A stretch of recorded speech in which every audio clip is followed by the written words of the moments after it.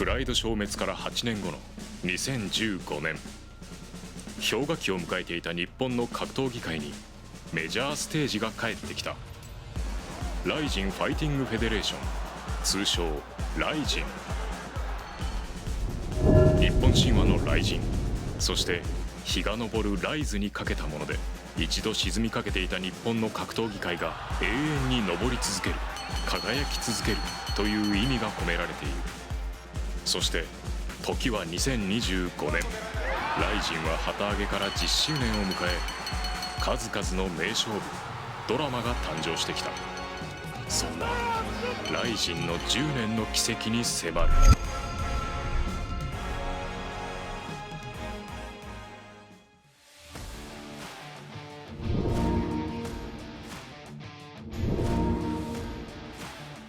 2015年12月29日、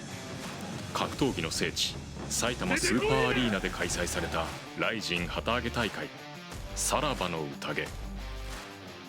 世界を席巻したプライドの集大成、そして別れをテーマにした大会で、桜庭和志をはじめ青木真也といったレジェンドファイターが数多く参戦した。記念すべきライジン旗揚げ第1試合を務めたのは当時45歳、この大会から現役復帰を果たした高坂剛。イギリスの強豪ファイタージェームス・トンプソンを相手に TKO 勝ちを収め、冷え切っていた日本の格闘技界に火をつけた。さらばの宴から2日後の2015年大晦日に開催されたいざの舞。ここからライジンが本格的に始動する。プライド時代にはなかった女子格をスタート。さらに新時代を担う若手ファイターを起用するなど、ライジンとしての世界観を展開していった。そしていざの舞メインとなったヘビー級トーナメント決勝。過去に日本で活躍していたキングモーがイリー・プロハースカ相手に圧巻の KO 勝利を収め、優勝を果たすとともに旗揚げ大会のラストを締めくくった。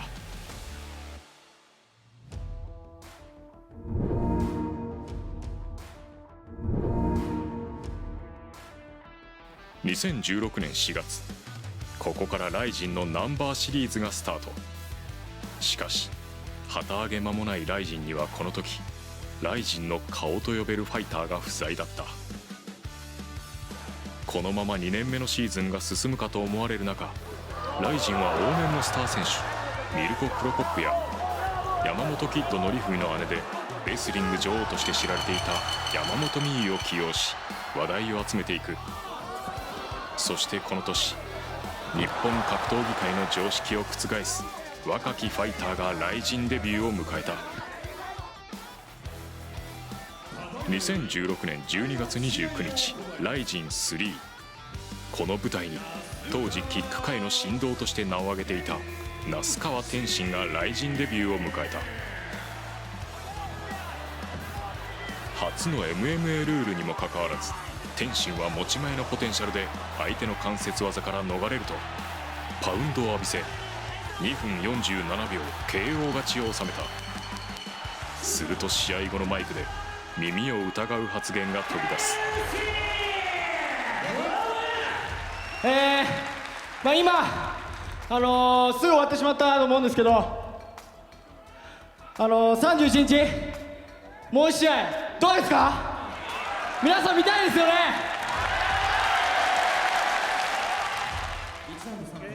そして2016年大晦日、天心は宣言通り中1日で2戦目に臨んだ。前線の勢いをそのままに相手を打撃で圧倒すると、キックボクサーらしからぬアームトライアングルチョークを仕掛け一本勝ち。神童の活躍によってライジンの注目度は増していった。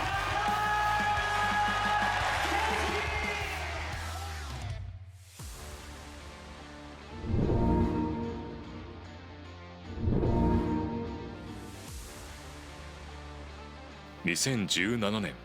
ここからライジンはあるファイターたちの参戦によって大きく流れが変わった。 UFC フライ級3位まで上り詰めた堀口恭司、当時26歳。伝統派空手で磨いた打撃とアメリカ仕込みの高い技術で KO1 本を量産。この年開催されたバンタム級トーナメントではオールフィニッシュで優勝と圧巻のパフォーマンスを披露した。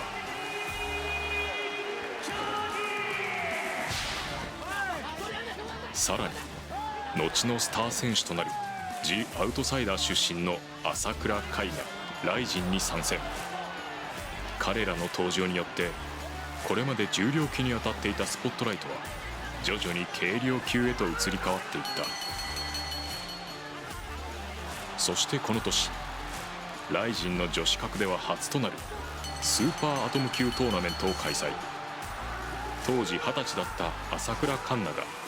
優勝候補のレーナを破り優勝を果たした。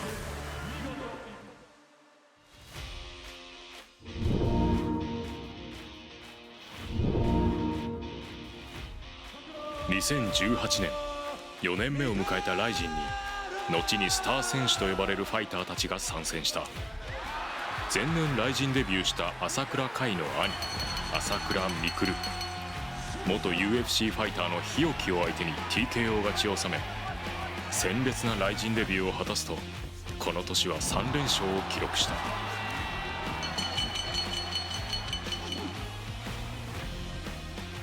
そして女子格では世界のトップ戦線で戦ってきた浜崎朱加が参戦。圧巻のパフォーマンスを披露し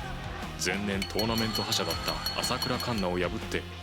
ライジンデビューからわずか半年でスーパーアトム級王者へと上り詰めていった。そしてこのシーズンはライジンならではのマッチメイクが次々と組まれていく。前年のバンタム級トーナメント覇者堀口恭司とキック界の神童那須川天心によるキックボクシングルールの一戦。この時会場となった埼玉スーパーアリーナにはライジン旗揚げ後最多の入場者数2万7000人を記録。この一戦はライジンの名勝負となった。迎えた大晦日には北米の総合格闘技団体ベラトールの王者を迎えバンタム級タイトルマッチを実施。堀口恭司が劣勢に立たされるも3ラウンド目に一発逆転のフロントチョークで一本勝ちを収め初代バンタム級王者に輝きライジン8連勝を記録した。そしてこの年を締めくくった試合はライジンでは初となるボクシングルールのエキシビションマッチ。プロボクシング世界5階級制覇のフロイド・メイウェザーが参戦し那須川天心を1ラウンド2分19秒で破り世界トップレベルのボクシング技術を見せつけた。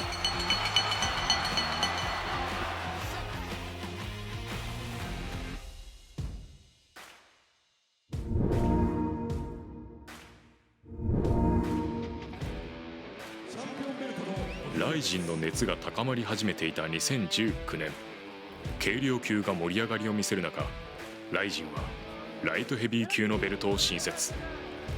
イリー・プロハースカが4年前に敗れたキングモーにリベンジを果たし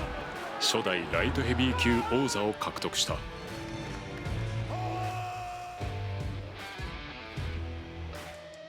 2019年8月18日ライジンの歴史において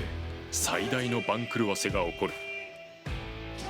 名古屋で行われたライジン18。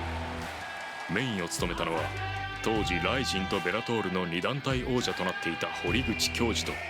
成長著しかった朝倉海。海は絶対王者堀口に一歩も引くことなく相手の飛び込みに対して右のカウンターをヒットさせた。結果は1ラウンド68秒 KO 勝ち。海は多くの格闘技ファンの予想を覆しライジンバンタム級の勢力図を塗り替えた。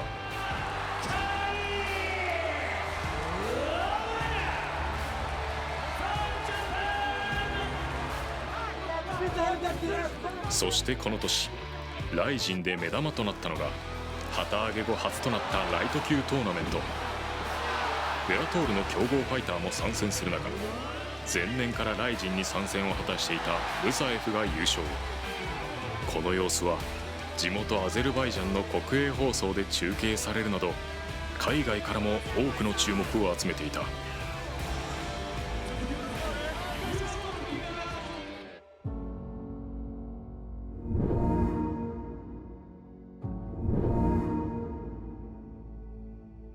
2020年、全世界を襲った新型コロナウイルス。この影響によりRIZINは大会が開催できない状況が続いていく。コロナ禍が終わる見通しが立たない中、RIZINの存続も危ぶまれ、現状を打破するため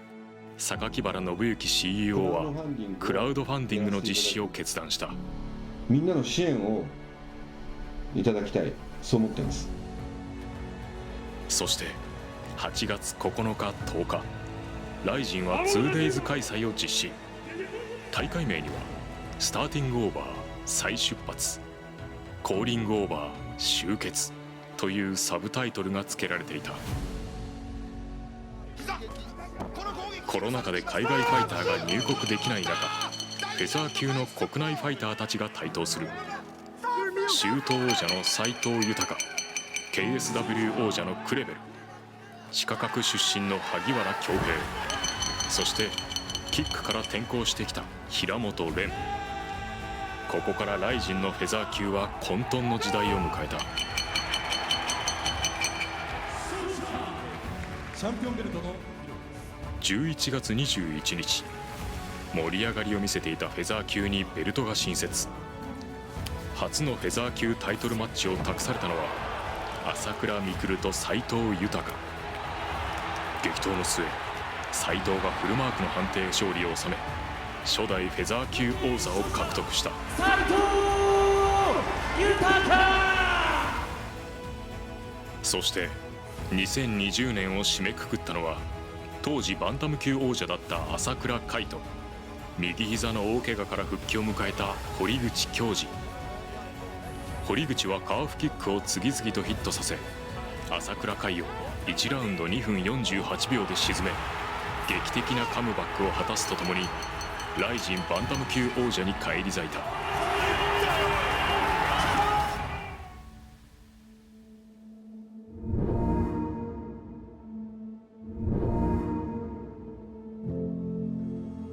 新型コロナウイルスの影響が続く2021年、RIZINは勝負に出る。それが東京ドーム開催。コロナ禍で入場制限がある中、無謀ともいえる決断。この開催について問われた時、榊原信之 CEO は、試合をしなければ前に進めない、無観客でもやると語気を強めていた。これはコロナ禍で暗い世の中に対し、格闘技を通じて明るい兆しを届けたいという思いだった。RIZINライト級タイトルマッチを行います。東京ドームで開催されたRIZIN28では、ライト級のベルトが新設され、ホベルト・サトシ・ソウザがライト級トーナメントの覇者ムサエフを破りタイトルを獲得。その後4年間、サトシはこのベルトを守り続けている。東京ドーム開催を実現したRIZIN。ここからRIZINは新たな企画を打ち出していく。それがペーパービューによる配信に特化したスタジオマッチランドマークシリーズと、ケージを使用したトリガーシリーズ。この年、RIZINはコロナ禍にもかかわらずナンバーシリーズを含め9大会の開催に成功した。そして2021年はRIZINにとって盟友ともいえるファイターたちとの別れの年でもあった。RIZIN黄金のバンタム級を堀口恭司と共に牽引してきた石渡慎太郎の引退。とにかく一番今回伝えたかったことは、本当にこれまで支えてくださった方、応援してくださった方、本当にありがとうございました。ボクシング界に転向を決断した神童那須川天心の卒業。本当RIZINが大好きです。本当に皆さんこんな僕ですけど、迎えてくださって本当にありがとうございました。そしてこの年の目玉となったのはバンタム級ジャパングランプリ。ライジンのトーナメント史上最多となる16人がエントリー。ベテランファイター扇久保博正が決勝で朝倉海を破り見事優勝を果たした。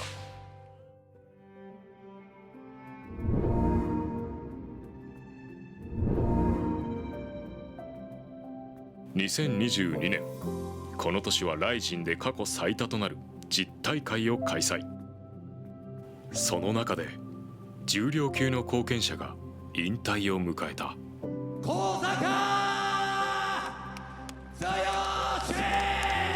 高坂剛、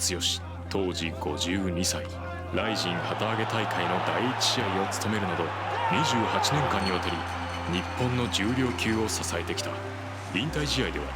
重量級の若手有望株上田幹雄に TKO 勝ちで有終の美を飾った。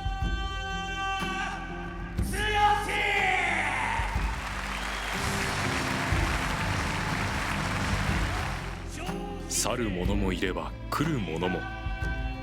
ライジンの女子格に彗星のごとく現れたディープジュエルズ暫定王者の伊沢聖華。ライジンデビュー戦でスーパーアトム級王者の浜崎朱加とノンタイトル戦を組まれるも浜崎を圧倒し TKO 勝ちを収めた。その後キャリア無敗のままライジンのタイトルを獲得し今もそのベルトを守り続けている。前年にランドマークとトリガーシリーズをスタートさせたライジンはこの年も新たなシリーズを立ち上げた。それがスーパーライジン。ライジンの中で最もスケールの大きい大会と位置づけ1回目の大会ではフロイド・メイウェザーと朝倉未来のボクシングルールによるエキシビションマッチを実施し入場者数2万3000人を記録した。旗揚げから8年目を迎え人気実力ともに成長してきたライジンは他団体との勝負に出る。2022年大晦日、北米の総合格闘技団体ベラトールとの全面対抗戦。両陣営チャンピオンクラスが名を連ね5対5の勝負はライジン旗揚げ以降最もレベルの高い戦いとなった。結果はライジンが全敗。世界の熱き壁を痛感した瞬間だった。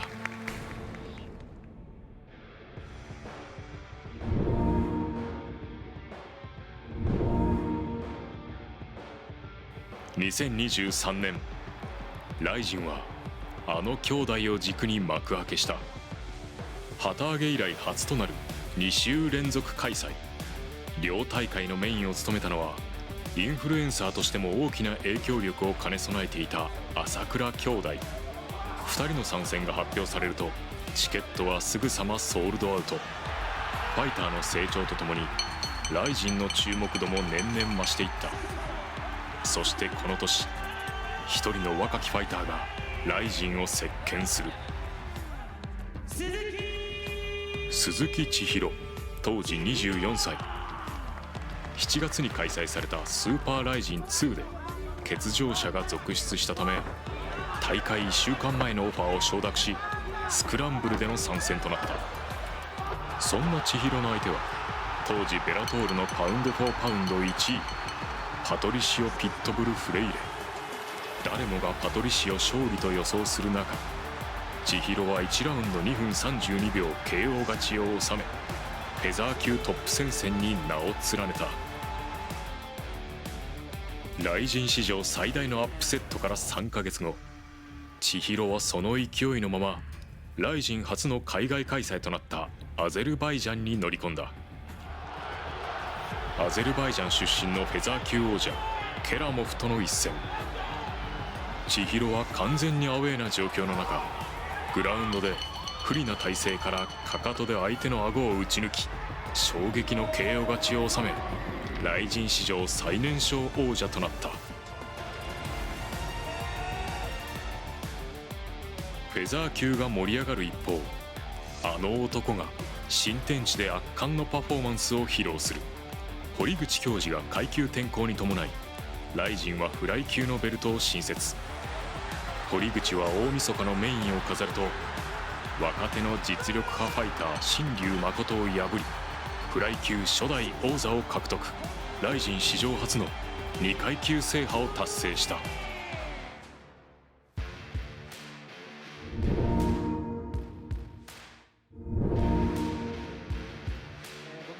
10周年へのカウントダウンが始まった2024年、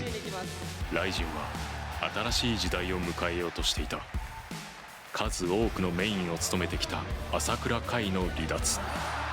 若手ファイターの台頭、そして海外ファイターの参戦が活発化したことで、各階級の勢力図は目まぐるしく変化していった。そしてライジンは新時代の幕開けを象徴する大会を開催する。7月28日、朝倉未来と平本蓮の因縁マッチが組まれたスーパーライジン3。格闘技の興行ではおよそ15年ぶりとなる埼玉スーパーアリーナスタジアムバージョンでの開催。ライジン史上最多の入場者数4万8000人を記録し、大会のセミではボクシング世界6階級制覇のマニー・パッキャオが参戦した。そして迎えたメイン。新設されたラストマンスタンディングベルトをかけた5分5ラウンドの特別ルール。朝倉未来と平本蓮の一騎打ち。観客も息を飲む中、平本が左フックで朝倉の顔面を捉えると、そのままパウンドを浴びせ1ラウンド2分18秒 TKO 勝ち。平本は自身初のタイトルとなるラストマンスタンディングベルトを獲得した。そして迎えたライジン10回目の大晦日。大会のメインを託されたのは鈴木千尋とクレベル。この一戦は両者一歩も譲らない赤く血に染まった死闘だった。結果クレベルがフルマークの判定勝利を収め、およそ1年半ぶりにフェザー級王者へと返り咲き、10回目の大晦日大会を締めくくった。